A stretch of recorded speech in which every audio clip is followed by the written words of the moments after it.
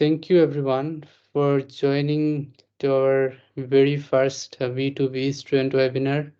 So those who are not aware of V2V, so V2V is Vulnerability to Viability Global Partnership based at University of Waterloo, leading by Professor Dr. Pradeep Nayak and Professor Dr.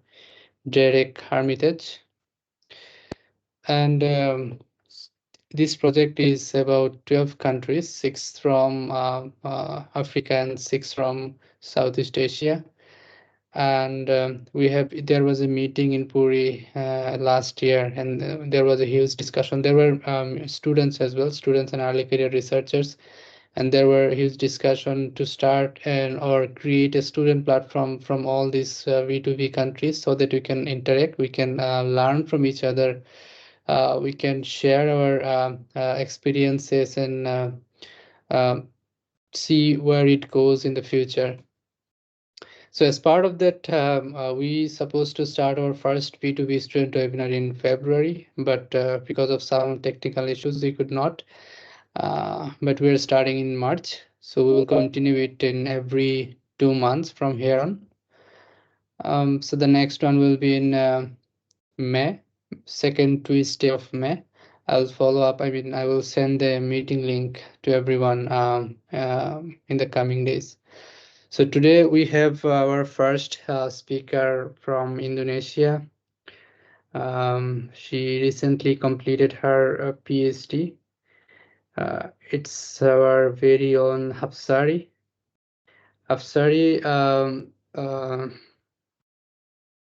so okay, let me find her bio. Okay, Hapsari Ayu Kusumwardhani. Sorry if I'm mispronouncing your name.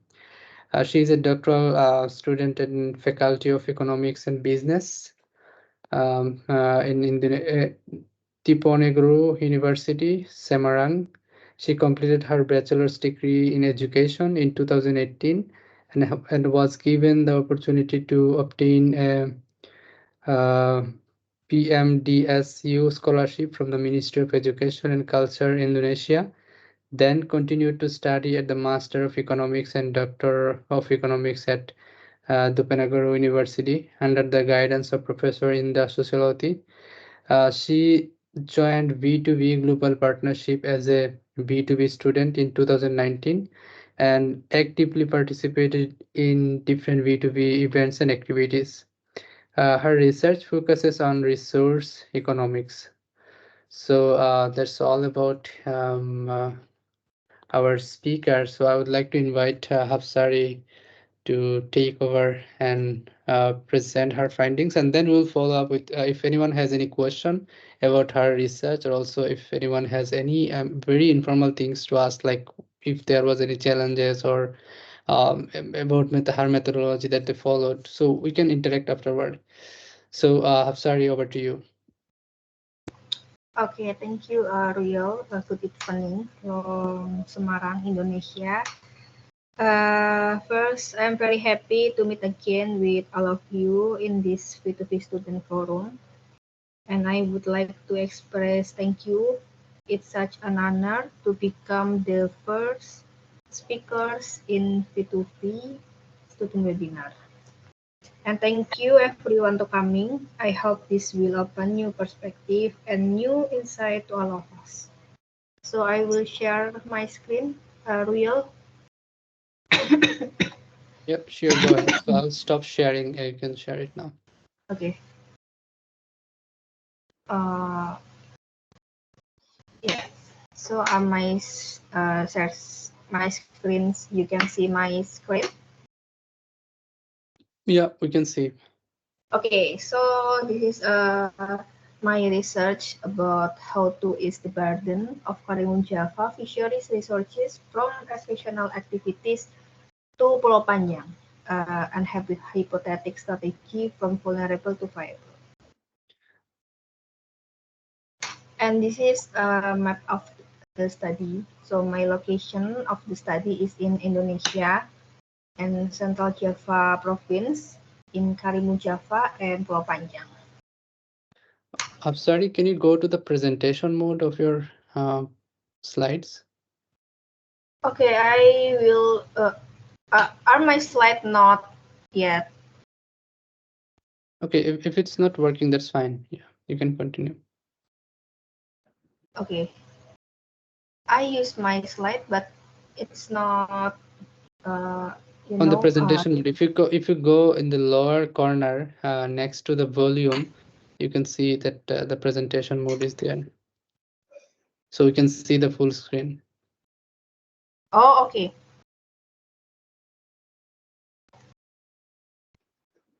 Okay.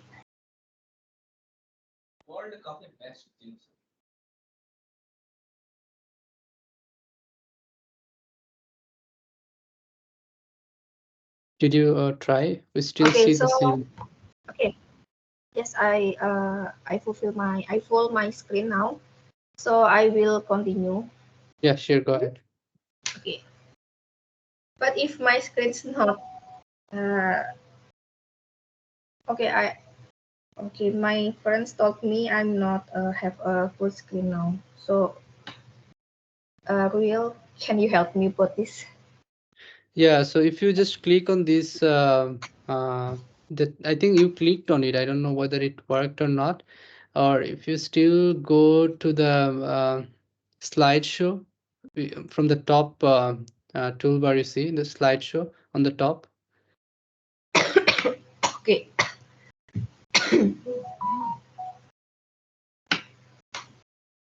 Do you see the slideshow? Yes, I see. I can see. I'm sorry. I will.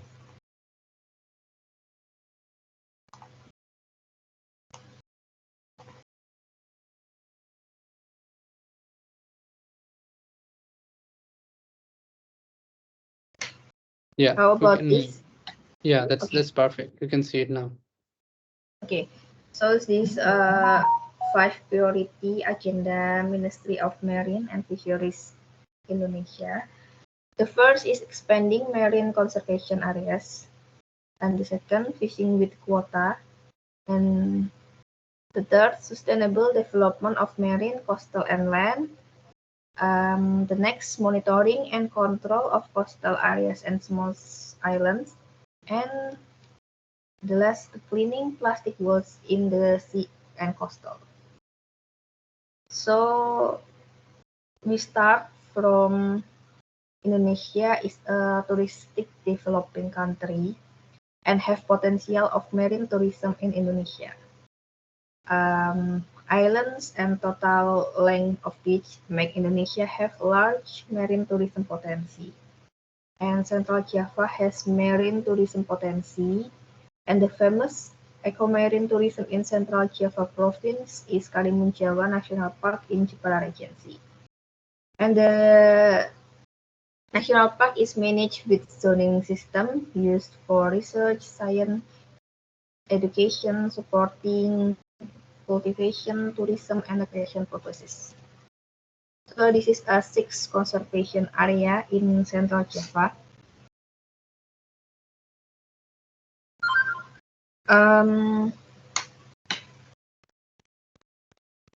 Okay, are my screen is okay, real? Can you see my screen with image for 6 conservation areas in Central Java? Can you Yes, see it? yeah, Okay. yeah, I can see it. Yeah. Okay. So this is a 6 conservation area in Central Java.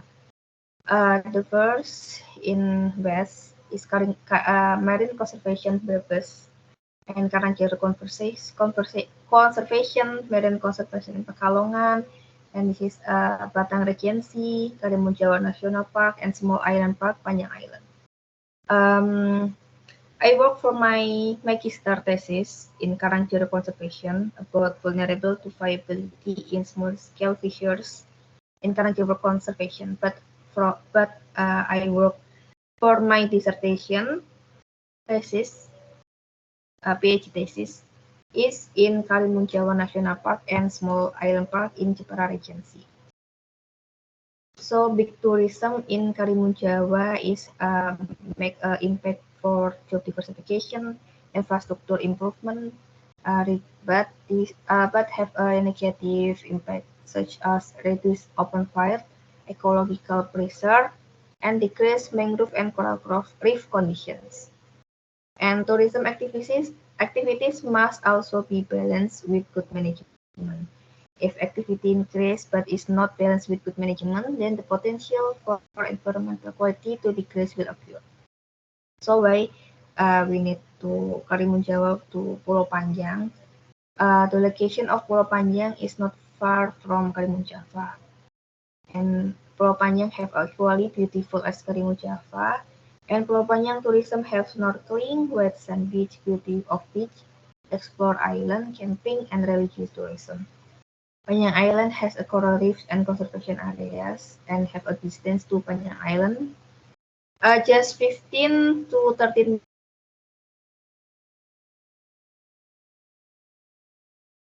it's 4 until 5 hours from Jakarta Beach. So Panjang Island have less distance than Karimun Jawa. And Pulau Panjang as an alternative tourism potential. So the problem of settlement is tourism area Karimun Jawa has limited capacity, and creating alternative tourism site and push movement from crowded tourism to tourism which still has low numbers of tourists. And the strategy for movement tourism from Karimun Jawa by creating alternative tourism location on Panjang Island. And this is a research goals to explore existing resource in Karimun Jawa, explore the externalities of tourism activities that impact Karimun Jawa, assess the potential of the area to be developed as a ecotourism, and design an innovative design to increase the value added of Panjang Island, and designing Panjang Island governance towards sustainable tourism. So this is a summary of this research. First, Karimun Jawa in 1918 is a small island with no tourism. So it isolated island. But Kartini ship is a tourism first ship to from Java to Karimun Jawa. And since 2004, Karimun Jawa developed. When in 2019, it have a big tourism because viral in 2010, it's a viral in social media, and in 2019 have a mass tourism. So one of the strategy is to movement to alternative tourism site, and alternative tourism site as best solution as alternative best solution. And we have create a 3 scenario with the scenarios partnership, research, and collaboration between stakeholders. And we have a recommendation to Panjang Island as an alternative tourism site, this sustainable tourism concept. So the benefit of this research, first, my findings suggest collaboration based on core values and linkage between MPA Coastal, and acknowledge the need to address misfits in institutions to address local needs and concerns. And as illustrated by this research, there is a lack of equity, justice, and inclusion component. So this research contributes to the urgency of transitioning from the blue economy to blue justice concept. And benefit of the research have from practitioner, from academician, government, business, and communities. Especially for government to development and governance planning studies and policy references. So this is a theoretical framework. We have a social welfare, blue economy, internalization of externalities, good governance, and vulnerability to viability concept. So this is a research methods. We have a secondary data and primary data.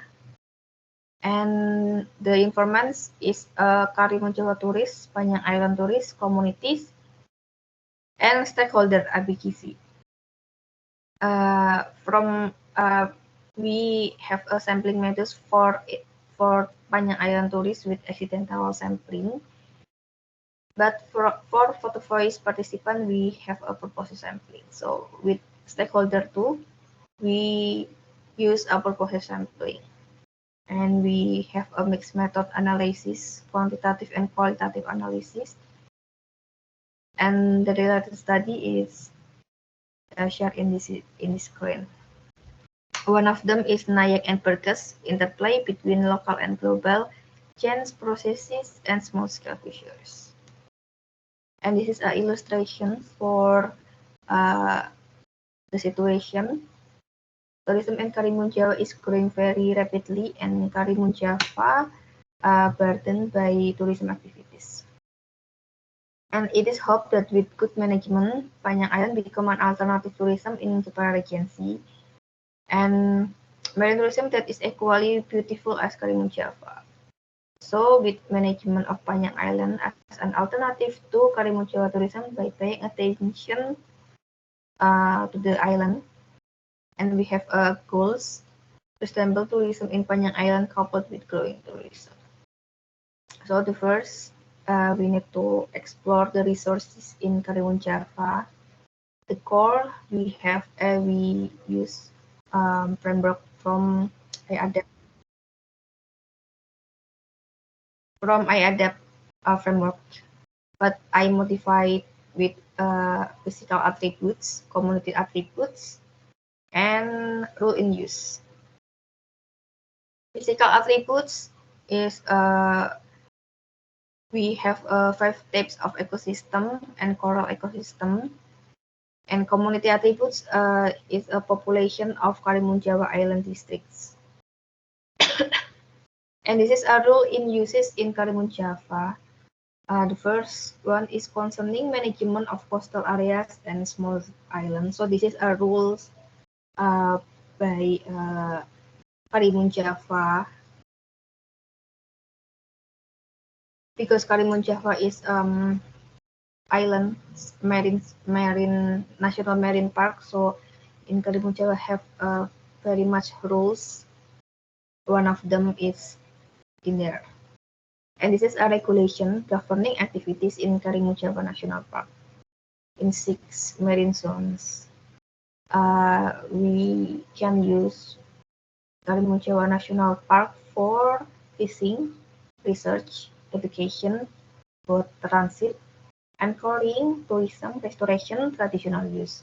But we have activity forbidden.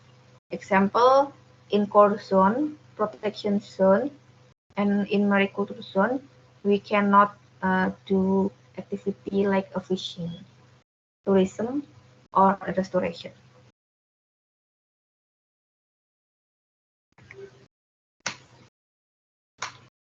So this is a GIS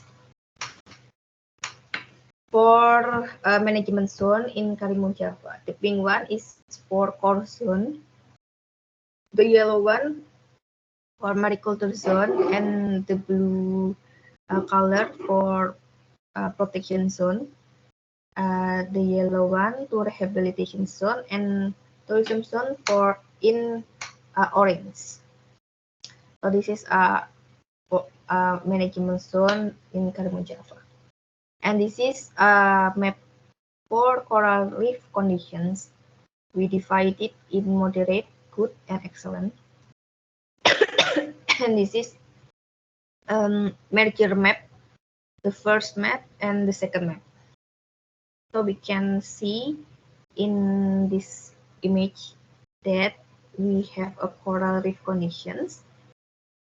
In example, for example, coral reef condition in tourism zone, we can see in this map. So for externalities, we use a photo voice results from participants, and this is one of several of photos in participants taken by participant. Photos taken by participant export several themes related to impact, both environmentally and socio-economically. Not just photos, but we develop a photo voice analysis matrix, so we can see the different awareness, the different perspective from communities, tourists, and researchers, and divide it with two impact, because we talk about externalities, negative externalities, and positive externalities. So we have a social economy and environment positive impact and negative impact for social economy and environment. And this is a summary for photo voice analysis matrix. And the next, we explore the demand of Panjang Island as a tourist destination, because in economics it's always have a demand and supply, and we need to balancing with the two elements. So this is a demand of Panjang Island as a tourist destination. This is a number of tourist visits. So for demand of Panjang Island, we explore for this number of tourist visits, Pulau Panjang popularity, and revisit intention. So this is a Panjang Island tourism potential. Based on research, we can see the domain from attraction, accessibility, ancillary service, and amenities. We have a beautiful white sand for attraction, and the atmosphere is relaxed and calm. This is the first pick by tourists. Why they choose Pulau Panjang? Why they attract Pulau Panjang? And our homework. This is a snorkeling. Just 27% they know snorkeling in Pulau Panjang. So we need develop this snorkeling or water play. And this is a summary of Panjang Island scenario as a tourism destination. This is a 3 scenarios we summarize in this slide. For scenario 1, we have existing condition, and the goals is improve existing facilities and infrastructure. For the scenario 2, its conditions should be improve facilities and infrastructure and maintain the existence of the environment. And the scenario 3 is ideal. And this is domestic tourist price for we can price for this scenario. We tourists pay for Panjang Island.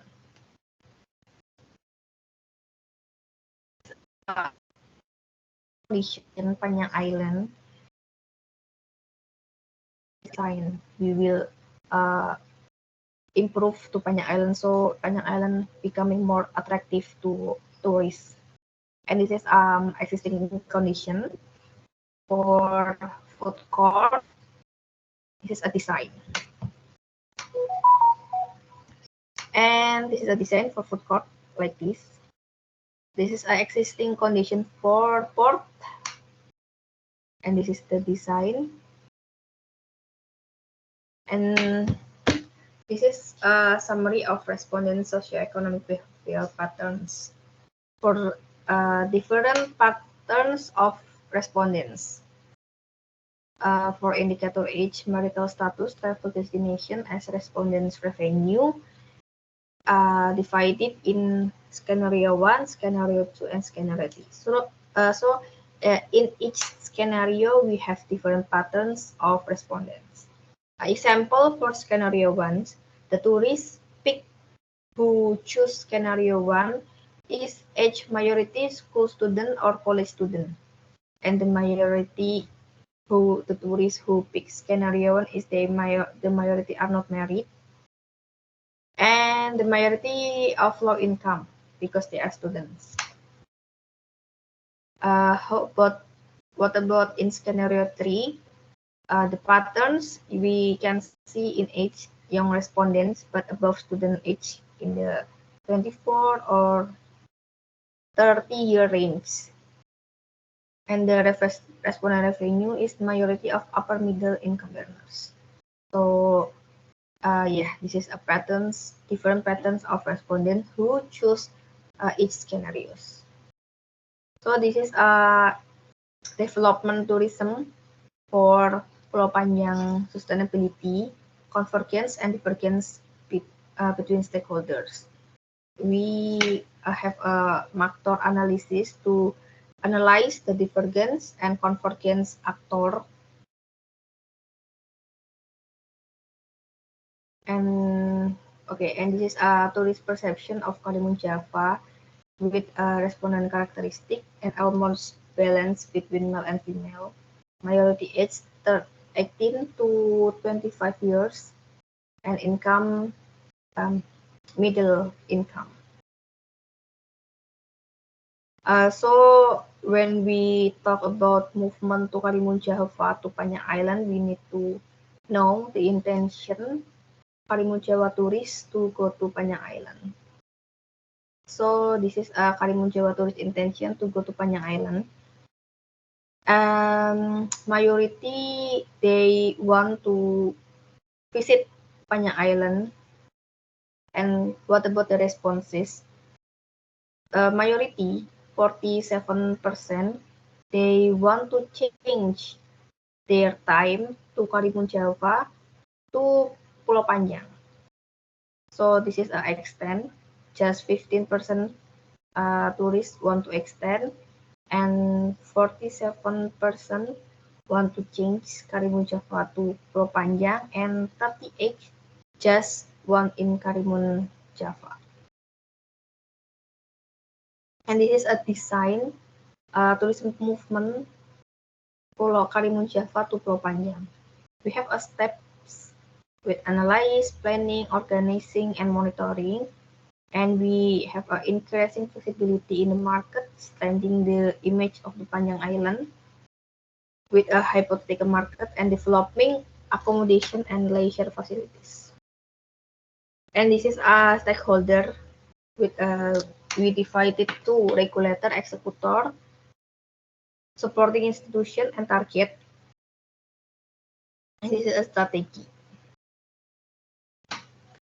So we have in conclusion that over tourism based on European Union 2019, the strategy is two based on European Union. The first strategies damage due to over tourism include seasonal tourism. Tourism that is only open during certain season, but this is not recommended, not used in this research because with consideration it has the tourism becoming a diversification of livelihoods in Karimun Java. So when tourism is only open in during certain seasons, it's not recommendation. So the other one for the strategy is promote alternative tourism site. And this is a strategy we recommended with this research with promote alternative tourism site. So now have a mass tourism in Karimun Java. In the future, we can divide this burden to Karimun Java to Panjang Island. With, of course, a collaboration between academician, business, government, and community. And we have a strategy to vulnerability, negative externality, conflict of interest, and viability with improve value added of Panjang Island with a scenario 2. So the limitation of the study is, meanwhile, in reality, the stressors of coastal communities in Karimun Java are not only related to tourism activities. So Karimun Java have so many stressors. One of them is tourism, but the others is like a decline livelihood of small scale because of climate change, government and weak compliance from users involved in Karimun Jawa. And one of constraint of the research is the limited time allocated for fieldwork. And the study does not yet explore if the same problem or externalities happen in Penang Island. So this is a boundaries or issues. In reality, stressors of coastal communities in Karimun Jawa are not only related to tourism activities. So this strategy just for reduce problem in tourism, but in reality, the problem is not just tourism. It's become because of climate change and livelihood resilience. It's about compliance too. So the strategies to save Karimun Java based on tourism activities. Okay, thank you for this presentation. Thank you, Ruel. I will go to you. Excellent presentation. Thank you, Hapsari. It's really wonderful. So there were a lot of good things. So maybe we'll. I have a few question, or I mean, just a few curiosity that I have. I will ask them later. But first of all, I think we have here Sisir as well. Thank you, Sisir, for joining. And maybe we can ask people here if they have anything to clarify or anything, any question, any comment. It's not very formal, as I'm saying again and again. Let's keep it informal, like we're friends. We're just interacting with each other in an informal way in this formal platform. So let's keep it this way. So Cecile, please go ahead.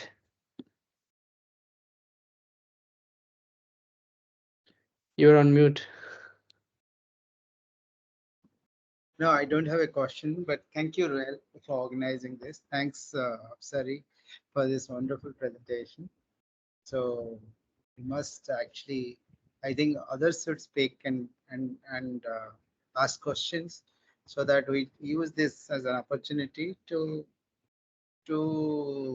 also frame our research, understand what are the problems, understand how to navigate those things, because that would help us in doing it. Yeah, I think that would be a good way to learn from this process.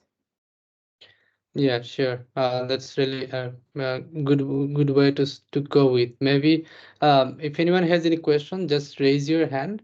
That will be easy for facilitating. Or if there is just only one question, so you can just go ahead and ask it. So if I don't see any hands so far, so maybe I will go first. I'll ask something. So I have seen a lot of good illustration in your presentations, Hafsari. Maybe this is something I could learn from you. How do you prepare them, and what are the platform you use? So can you speak a little bit about the illustrations that you presented in your slides?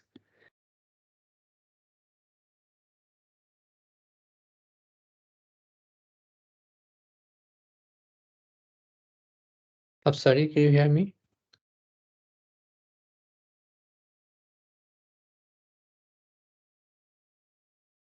Okay, sorry, Ruel. Yes, I hear you. Okay, maybe this is my signal. Okay, this is Dr. Sisir. Thank you very much for coming. So, Ruel, so we can move to discuss. Yeah. So I was wondering, like, how did you prepare those illustrations? For example, there was an illustration about the movement of tourists. So you have really nicely presented it in an illustration. So could you please talk about how do you prepare these illustrations and use it for the presentations? What are the platforms you have been using? If there is anything you could share. Okay, so I prepare this image and so many things with image with my friends. So many friends help me about illustrations. But For mapping, I use GIS for map. But for illustration, my friends can draw in his tablet. Yeah, so my friends help me to illustrate my research design. So everyone can maybe much understand what I talk about my research with image. Yeah, I hope. Yeah. Yeah, that was helpful to understand, and it's easy to communicate with the audiences. Maybe if someone is not very familiar with the background, but still they can relate it, having Yeah. those visualization, which is really wonderful. Maybe I will reach out to you in the future to learn about it, and also your friends who helped you with this. So the other thing that I have in my mind, which is about the methodology that you have followed. So different techniques, different approaches that you have followed. But my main understanding was the main part of your research was about photo voice. Is this right? So how did you conduct these photo voice activities? Yes, I'm conduct the photo voice. I read a dissertation of Anna Caroline and so many Bennett. Yeah, I read to the Bennett. I want the first. Because my Professor Indah, want me to including qualitative analysis in my dissertation, and she have an idea to including photo voice analysis in my dissertation. So I learned how to use photo voice to my dissertation, because my research is maybe the core is economics, all about externalities and perception about tourism, perception communities about the problem. But with photo voice, we have a different approach to see, to understand their awareness or their perspective with the problem, with innovative way in photo voice with image. And I see in Anna Caroline research, and I implement in my research location. That's nice. So those who don't know Anna Carolina, she was the former postdoc with V2V, and also she did her PhD from University of Waterloo, and she was also one of the V2V students. She is still early career researcher with V2V Global Partnerships. Maybe in the future we will, if still anybody wants to like clarify more about photo voice activities, maybe we can also ask her, and I mean she can explain, or she can help us learning about these photo voice activities as well. So so we have a few hand raised. So first I'll go to Murray Lister. Sorry if I'm mispronouncing your name. All good. No worries. Thank you very much. Great presentation. I'm sorry. It was awesome. I just had a general question about Indonesia in general, and working with the local communities there, because I'll be doing my research in Indonesia. So I wondered if you just had any tips or any recommendations or sort of troubles you found working with people or collecting your data. I just thought that would help me out there.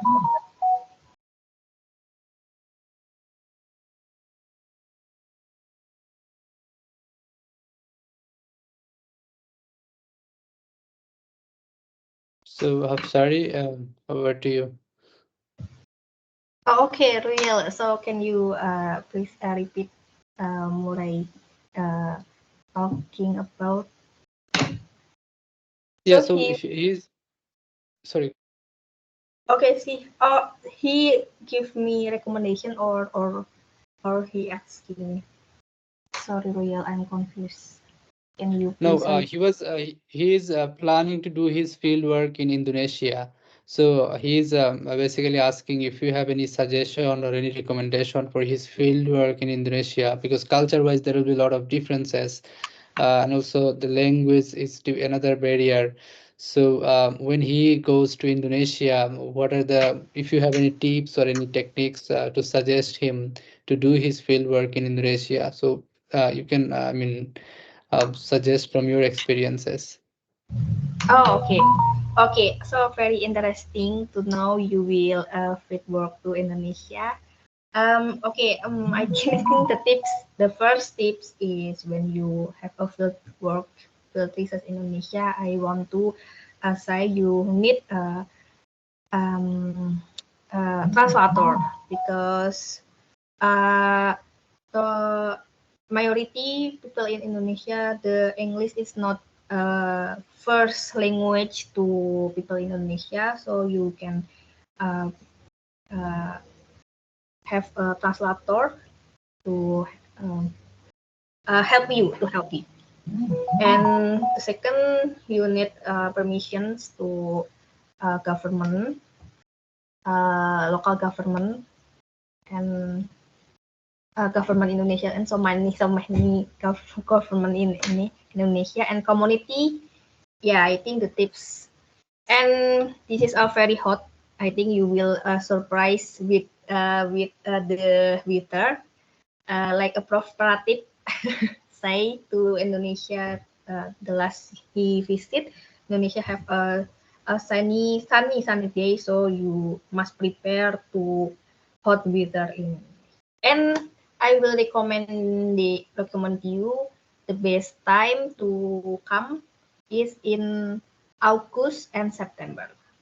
So you will not have a rain every day, and you need not very hot in that place. In that time, not very hot. Okay, thank you, Murray. So where you will research, where location? Awesome. Thanks for your answer. I'm still working with Prateep on the exact location. We've just narrowed it down to the Java province now in Indonesia. Oh, okay. So Yeah. it's near from Diponegoro University. Yeah. It's cool. Okay. Yeah. Thank you. Awesome. Thank you. Thanks, Afsari, for responding. And I think he can still follow up and reach out to you or anybody who is still with India and they're working in the field. So he can reach out to them and he can get the further help, suggestions, recommendations from them. So I have Inghao in second. Inghao, please go ahead. Yeah, can you hear me? Yes. Okay. Actually, I get a few questions. Can I ask them one by one? Firstly, I remember there was a slide with a few maps. Well, and one of them is called rehabilitation zone. Could you give me some explanation of this kind of zone? Did this zone suffer from some natural disasters or some other like disasters? Well, the second question is about the local officials' attitudes towards the ecotourism. Do most of them like to join and participate in this kind of ecotourism, or a very little number of them want to join? Well, the third question, well, I guess the third question, well, I did my research in Japan, and my research was also about the ecotourism, and it was called Umigo tourism.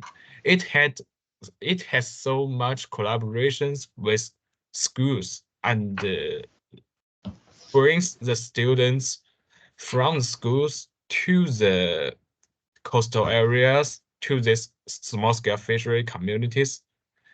Does the same phenomenon also happen in Indonesia? I think that's all my questions now.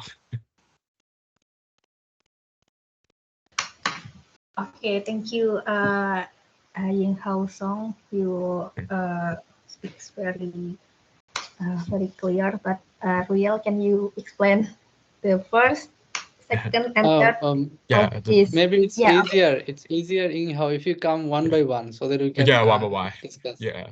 The first question is about the explanation of the rehabilitation zones.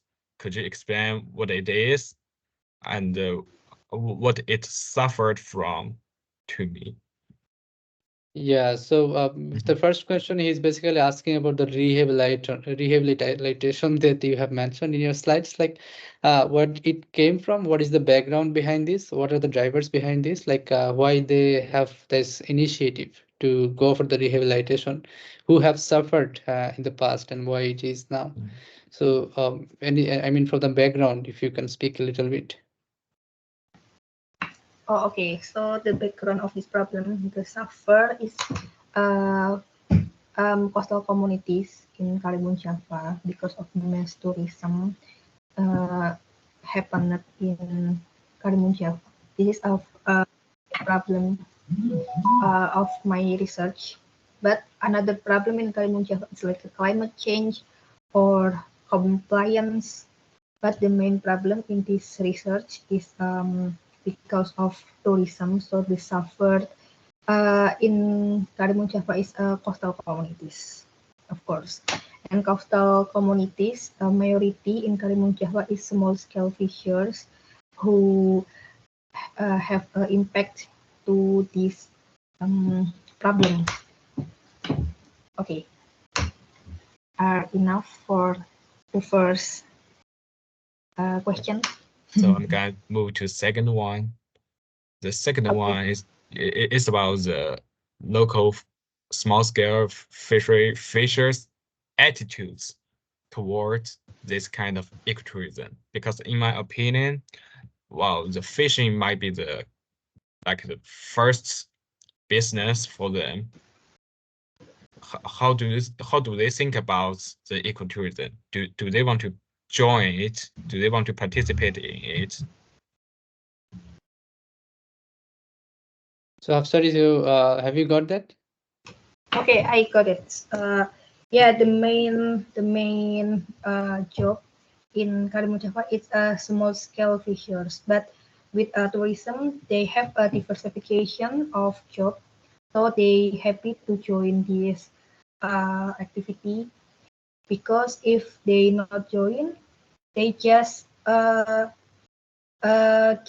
fishers, small scale fishers, and it's and it's tourist, and they happily to active in tourism activities.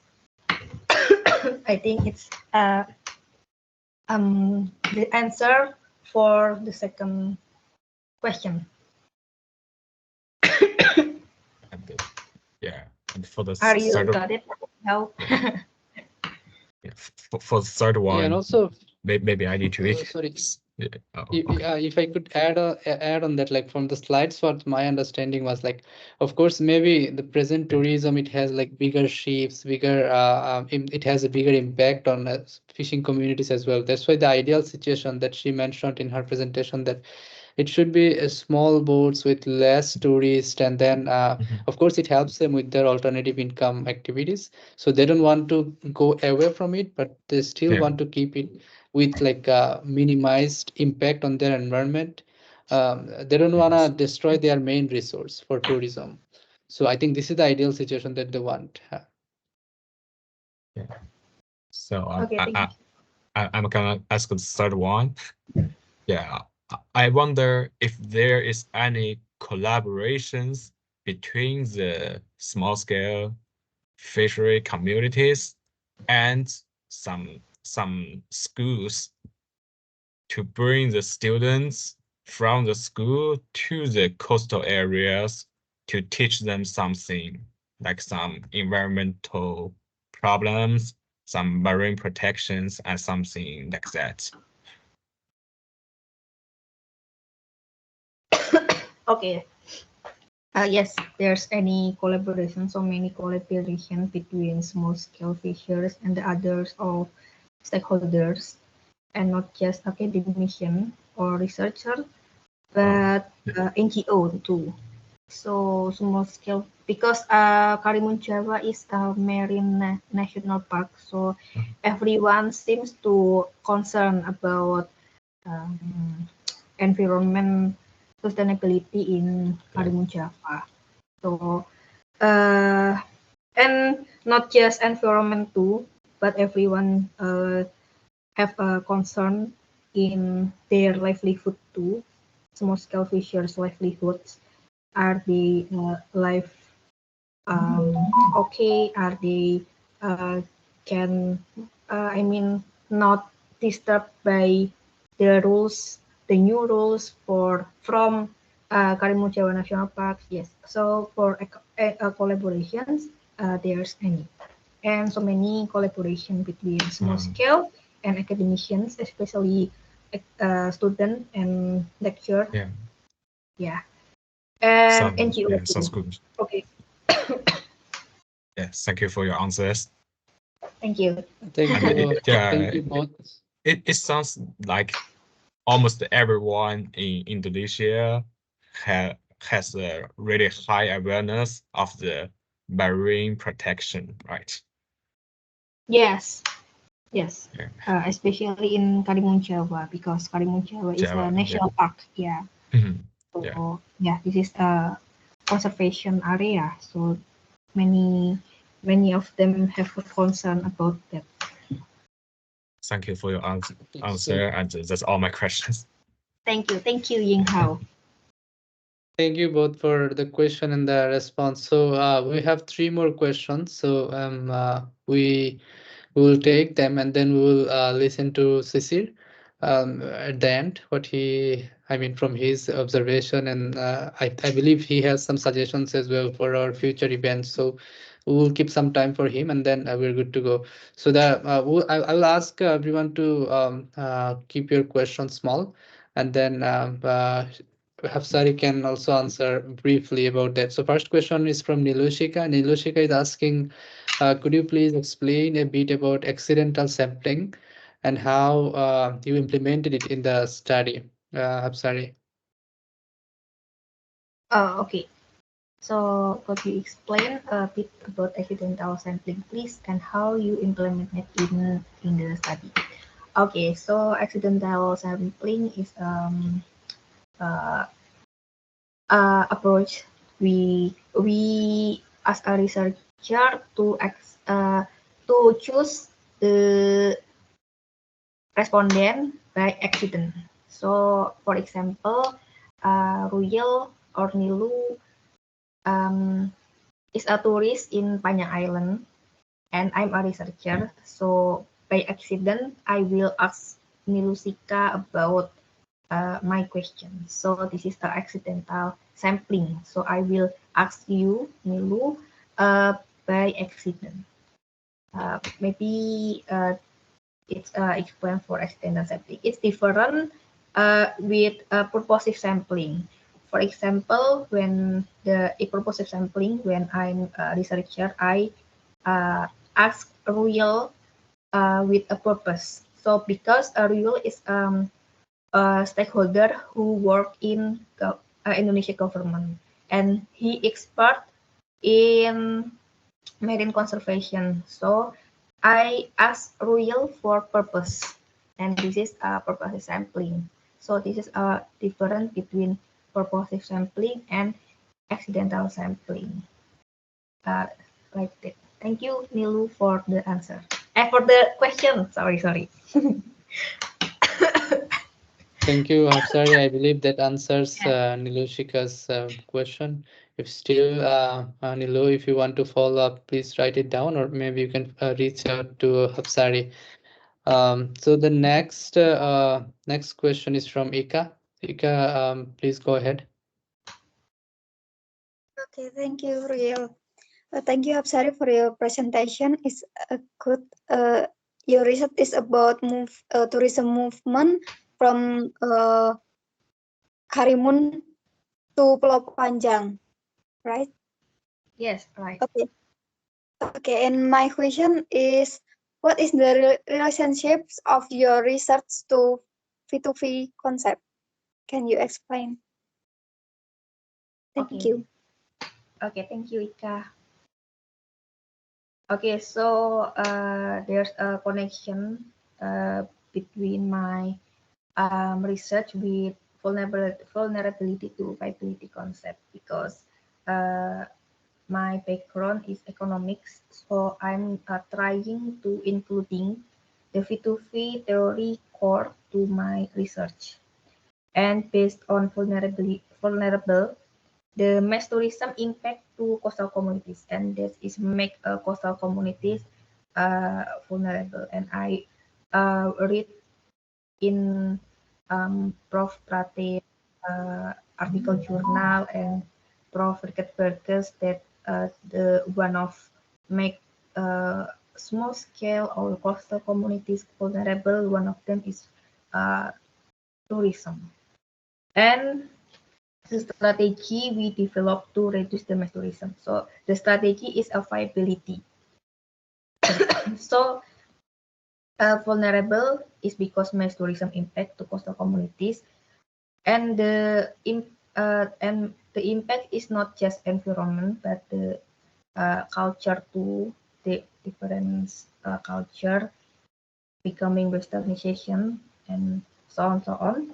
And the strategy we developed to reduce the mass tourism is how to we make coastal communities more viable. And I try to fulfill the table in IADA framework to and in IADA framework. So maybe I cannot implement all of the question to my research in IADA framework, but I choose one of several question to I implement in my research. So this is a connection my research with V2V, I think. Thank you, Ika. Thank you, Apsari. Thank you, Ika, for the question, and thank you, Apsari, for your nice response. So we have the last question from Arisanti Ayu. Please go ahead. Okay, can everyone hear my voice? Good presentation, Hapsari. I want to ask a question about why you choose move tourism from Karimun Jawa to Panjang Island. Why you're not just make a good governance in Karimun Jawa, but you choose to move the tourism in Panjang Island? I think it's my question. Sorry. Oh, okay. So why I choose Panjang Island to Panjang Island as an alternative tourism site, right? Okay. My first consideration is because Panjang Island is equally beautiful as Karimun Java. It's important to become to develop alternative tourism to one another. And the location, and the location of Panjang Island is not far from Karimun Java. So this is one point that I choose Pulau Panjang. And the others, Pulau Panjang have a tourism potential, like a snorkeling, white sand, beach, beauty of beach, explore island, camping, and have a religious tourism too. But because Pulau Panjang is new tourist site, so there's less tourists to know that in Panjang Island have a snorkeling, or they just know Pulau Panjang is beautiful with white sand, but they rarely know that in Panjang Island have a snorkeling site too, like Karimun Java. And Panjang Island is conservation area too, so the coral reef in Panjang Island is can equally beautiful in Karimun Java. Not big as Karimun Jawa, but in Panjang Island have several sites to snorkeling. And the others, Panjang Island have a more less distance than Karimun Jawa. When we go to Panjang Island, we just need 15 minutes from Jepara Beach. But when we go to Karimun Jawa, we spend 4 or 5 hours from Jepara Beach in Java Island. So the distance between Panjang Island and Karimun Jawa very much different. And Panjang Island is more cheaper because of this location of Panjang Island. Okay, thank you, Ayu, for your questions. Ready for Okay. Thank you. Okay. Thank you both for the question and answers. So I know that it's getting late for you guys who are in Indonesia because it's Ramadan and you might have slept already on a regular day because you have to wake up again later tonight. So Sisi, over to you, and please go ahead and your observation, your suggestions. No, thank you. Thanks, Ruel, for holding the fort. Thank you, Hapsari, Dr. Hapsari, in fact, to volunteer and present your thesis. I see this is, for me, it's really useful.